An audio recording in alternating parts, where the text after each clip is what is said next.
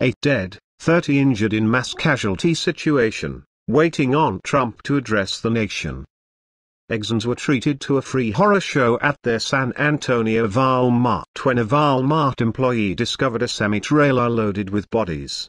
They were approached by someone who desperately needed water. After that, the mortifying discovery was made.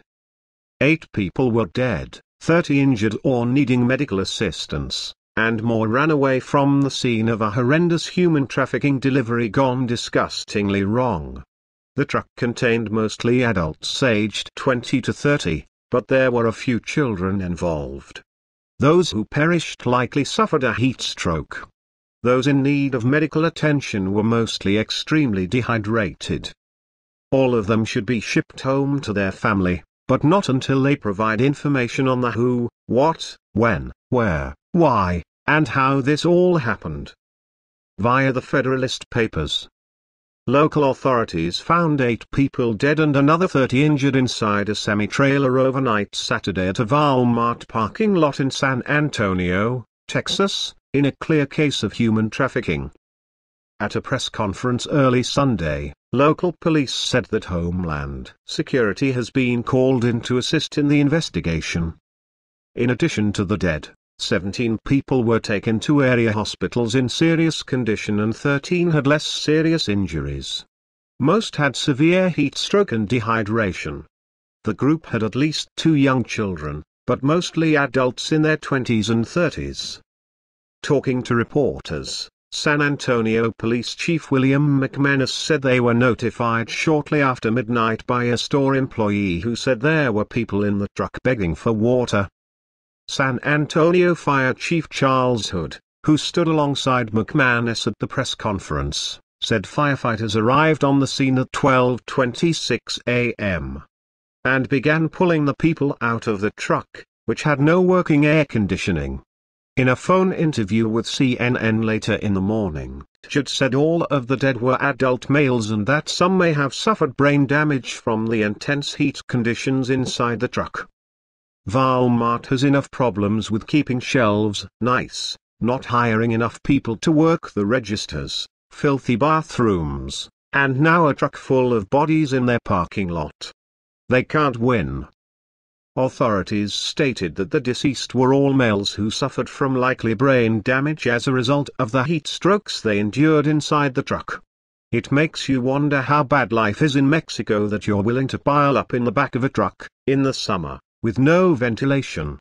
If they're willing to do that, then life must be really bad for them. Or there's another side of this story. The people are being sold into cheap labor slavery, drug running, sex rings, or who knows what else they could be getting themselves into. Officials said they are investigating where the truck arrived from, and said they don't yet know how long it had been parked. Surveillance video from the store showed a number of vehicles entered the parking lot and picked up lots of folks that were in that trailer that survived the trip, McManus said, ABC reports. Some of the people who had been in the truck ran into the woods, he said. The area was searched, and another attempt will be made in the morning. While he called it a horrific tragedy, the police chief said the discovery is not an isolated incident. This happens quite frequently. Fortunately there are people who survived, but this happens all the time, he said. Someone on the truck knows something. Get them all locked in isolation and start hammering them with questions. Throw a few cheeseburgers and bottles of cold water in front of them, put on the good cop/bad cop show, and badger some answers out of these folks. Do whatever you need to do to get answers and figure out how deep this crime goes. If some people escaped into the woods, then what were they running from? Were they scared to be deported? Did they not want to face police and have to cover something up? What's at the end of the line for this crime? How can they search the woods and not find a few people who are likely dehydrated, exhausted, and barely have any energy? Don't forget, the people running were in a hot truck with dead bodies, so it would only take a few dogs to sniff this out. They were probably piled in like a pack of sardines, but they most likely smelled worse.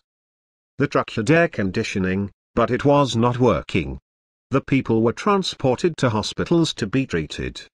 Hopefully, they're transported to a police station to provide answers to a long list of questions that need to be answered.